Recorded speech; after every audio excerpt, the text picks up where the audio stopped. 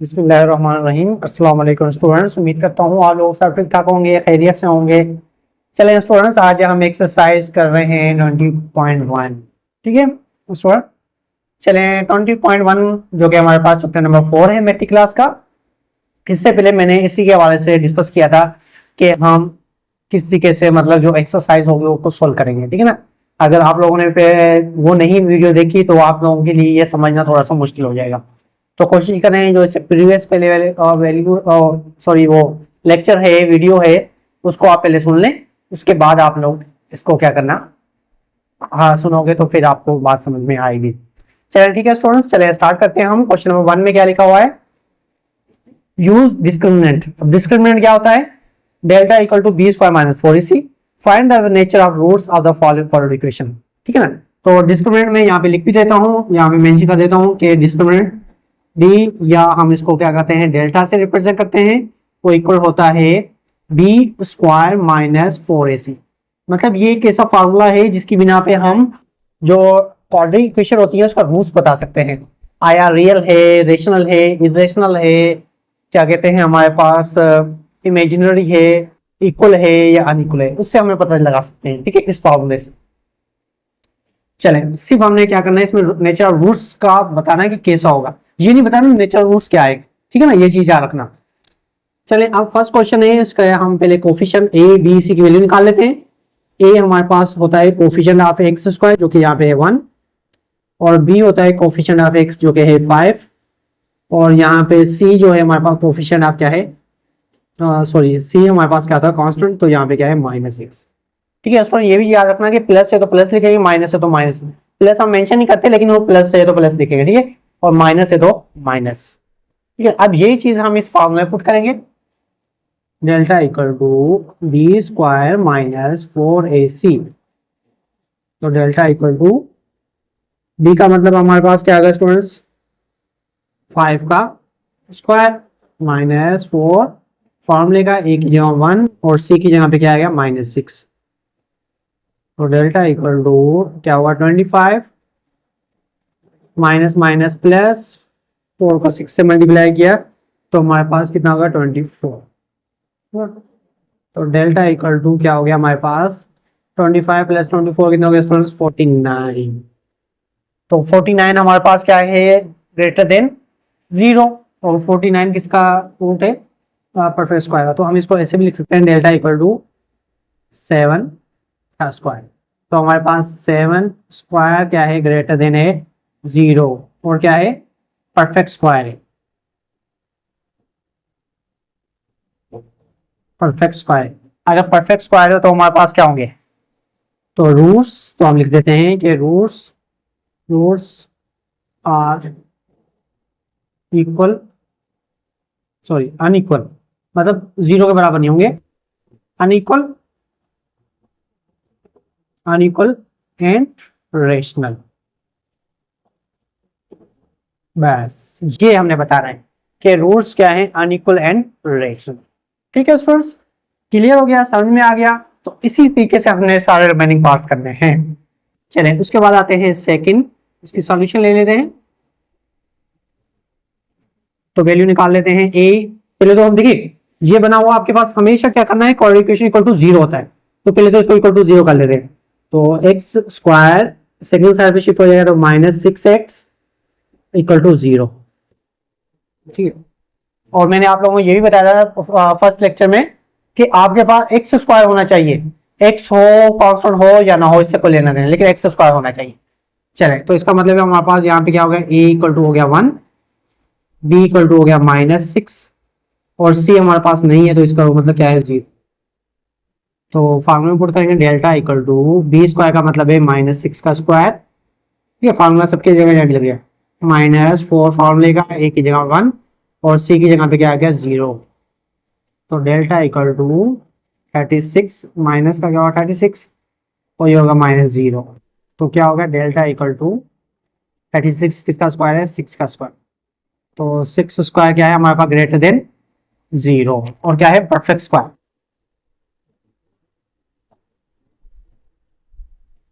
Perfect square तो क्या होगा रूट्स अनइक्वल एंड रेशनल।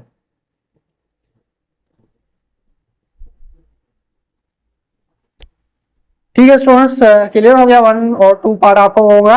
चलें गुड, इसको रेज कर देता हूं मैं आप लोगों के लिए, मतलब उम्मीद करता हूं कि आप लोगों ने नोट कर लिया होगा। चलें उसके बाद नेक्स्ट पार्ट हम सोल्व करते हैं।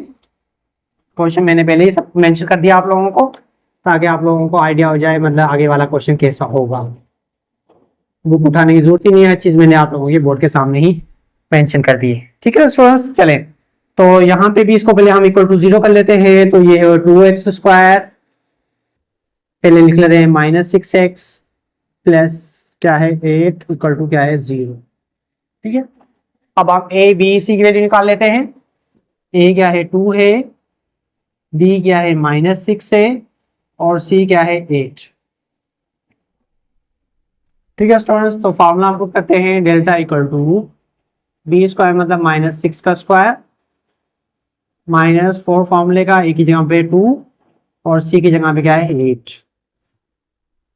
ठीक है स्टूडेंट्स, चलिए इसको मजीद सोल्व करते हैं। तो डेल्टा इक्वल टू 36 माइनस क्या होगा 4 2 जा 8, 8 8 जा 64। तो डेल्टा इक्वल टू माइनस, क्यों बड़ी वैल्यू आपके माइनस की आ रही है, 64 में से अगर हम 36 निकालें स्टूडेंट्स क्या बनेगा ये, तो क्या होगा 4 में से हमारे पास अगर 8 में 8, 40 में 6 ये 8 और 5 में से 3 हमारे पास गया तो हमारे पास कितना होगा 28। ठीक है, तो ये बन रहा है माइनस का 28। तो माइनस का 28 क्या है स्टूडेंट्स, हम लिख सकते हैं माइनस का 28 क्या है, लेस देन 0। याद करें मैंने बताया था कि जब रूट आपका लेस देन 0 होता है और वैल्यू जब हमारे पास क्या आ रही होती है लेस देन 0 होता है, तो हम उस वक्त क्या होगा roots roots are unequal. Unequal मतलब 0 तो नहीं आएगा, और क्या होगा एंड इमेजिनरी। इमेजिनरी यहां हम इसको क्या लिख सकते हैं कॉम्प्लेक्स। मतलब आपके पास जो अगर वैल्यू निकालेंगे ना इसको सोल्व करेंगे ना, तो वैल्यू आपकी इसमें आ रही होगी आयोटा में आ रही होगी। चलो मैं आप लोगों को थोड़ा सा दिखा भी देता हूँ। क्या था हमारे पास formula x equal to perfect square भी नहीं बन रहा होगा, और इसमें हमारे पास क्या आ रही है तो परफेक्ट स्क्वायर बने ना बने उसमें तो, लेकिन वैल्यू आपके आयोटा में आ रही होगी।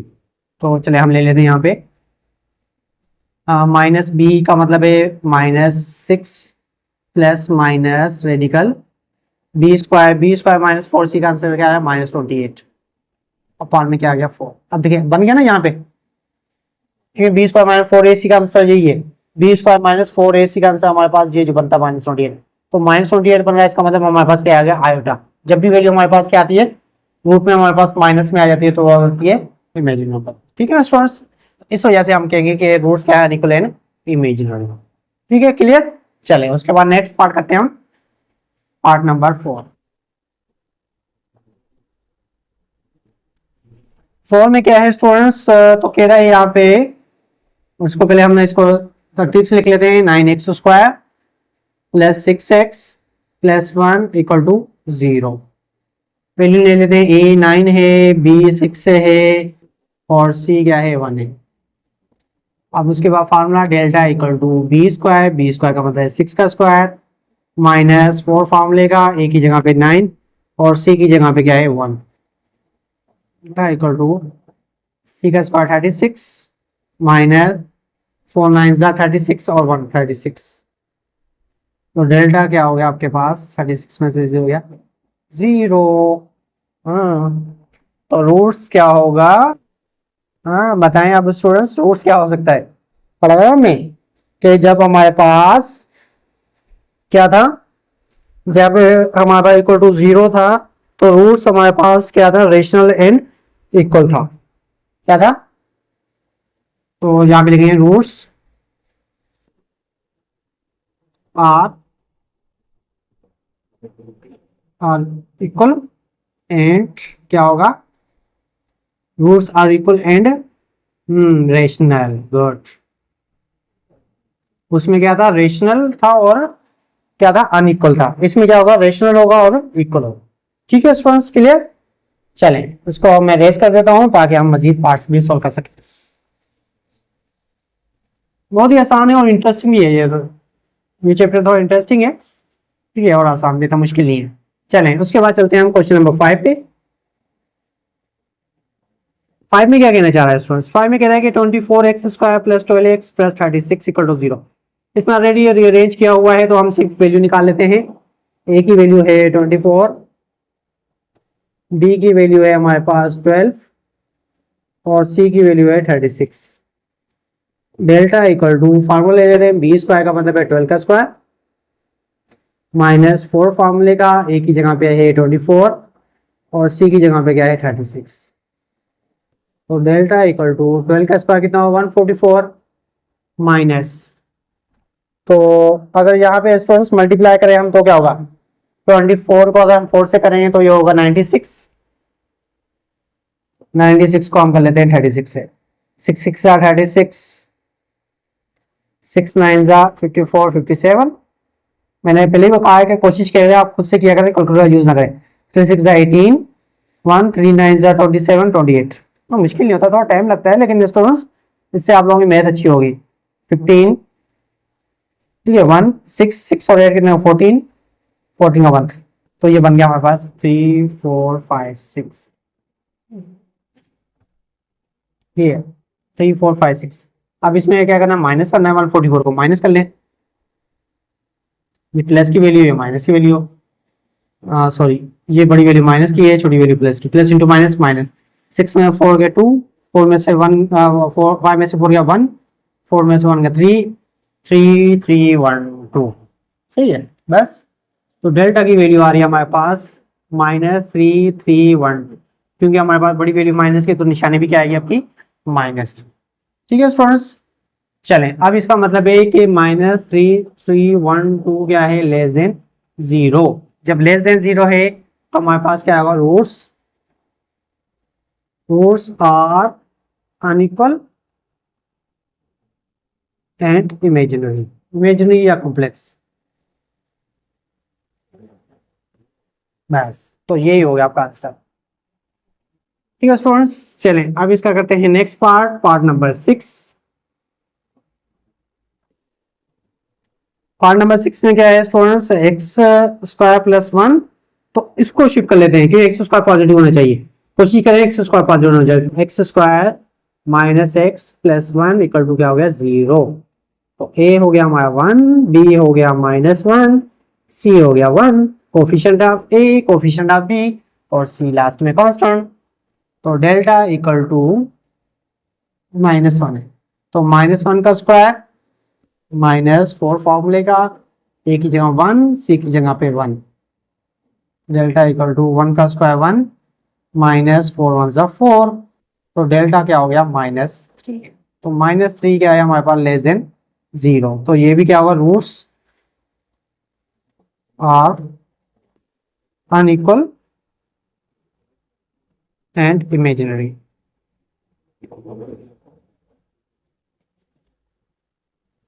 ठीक है स्टूडेंट्स, क्लियर।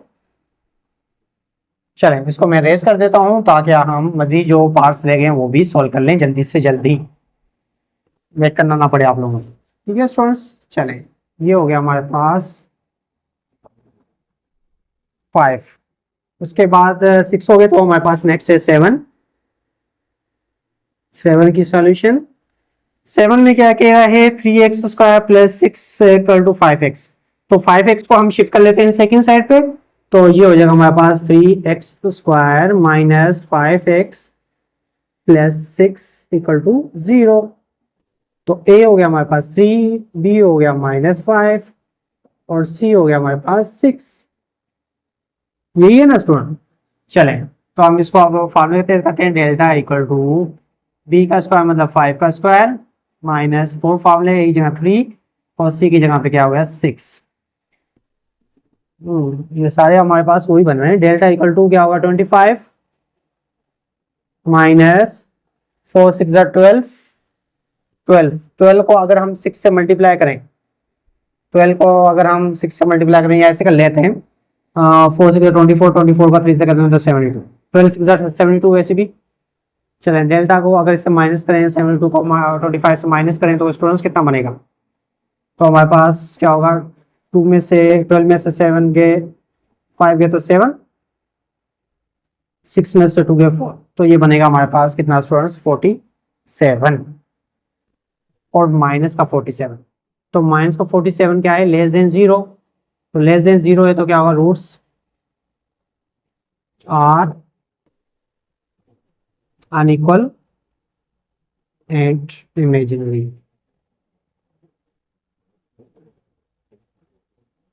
ठीक है स्टूडेंट्स, तो क्वेश्चन नंबर 7 भी हमने सॉल्व कर लिया। चलें उसके बाद चलते हैं हम क्वेश्चन नंबर 1 का, इसका पार्ट नंबर 8। पार्ट नंबर 8 में क्या है स्टूडेंट्स, तो यहाँ पे क्या है 3x स्क्वायर प्लस 9, मतलब इसका मतलब है कि a क्या है हमारे पास 3, b क्या है हमारे पास 0, क्योंकि x कोफिशिएंट x है ही नहीं, यहाँ पे x ही नहीं है हमारे पास वेरिएबल, तो कोफिशिएंट क्या होगा, c की वैल्यू क्या है 9। चलिए यहाँ पे आप पुट करते हैं delta equal to b square का मतलब है 0 का स्क्वायर माइनस 4 फार्मूले का, a की जगह पे 3 और c की जगह पे 9, डेल्टा इक्वल टू 0 0 हो जाएगा माइनस, तो ये हो जाएगा हमारे पास 4 3 जा 12, 4 3 जा 12 और 12 9 जा 108, तो माइनस 108 हमारे पास क्या है लेस देन 0, लेस देन 0 क्या है रूट्स आर हमारे पास क्या होगा अनइक्वल एंड इमेजिनरी। तो तकरीबन हमारे पास जो भी ज्यादातर आंसर आए वो रूट्स अनइक्वल और इमेजिनरी में आए। ठीक है स्टूडेंट्स, तो ये था। अभी ये वैल्यू नहीं है एक्स की, ये मतलब रूट्स निकालने, रूट्स का मतलब है जो हमारे पास एक्स की वैल्यू आती है ना, जब हम मिडिल टर्म ब्रेक कर रहे होते थे, क्वाड्रेटिक फार्मूला अप्लाई कर रहे होते थे 9th क्लास में, याद करें, तो वो ये सिर्फ बता रहा है कि रूट्स हमारे पास किस टाइप का हो सकता है। तो रूट्स हमारे पास समझो कि एक्स की वैल्यू होती है, जो वेरिएबल होते हैं उसकी वैल्यू निकालना होता। ठीक है स्टूडेंट्स, तो 1 से लेके 8 तक हमने क्वेश्चन नंबर 1 कंप्लीट कर लिया। तो अगर नेक्स्ट क्वेश्चन करेंगे तो हमारा वीडियो थोड़ी लेंथी हो जाएगी, तो मैं कहता हूँ कि आप लोगों का यहीं पे आज का लेक्चर एंड हुआ। तो अपना ख्याल रखिएगा। ओके स्टूडेंट्स, अल्लाह।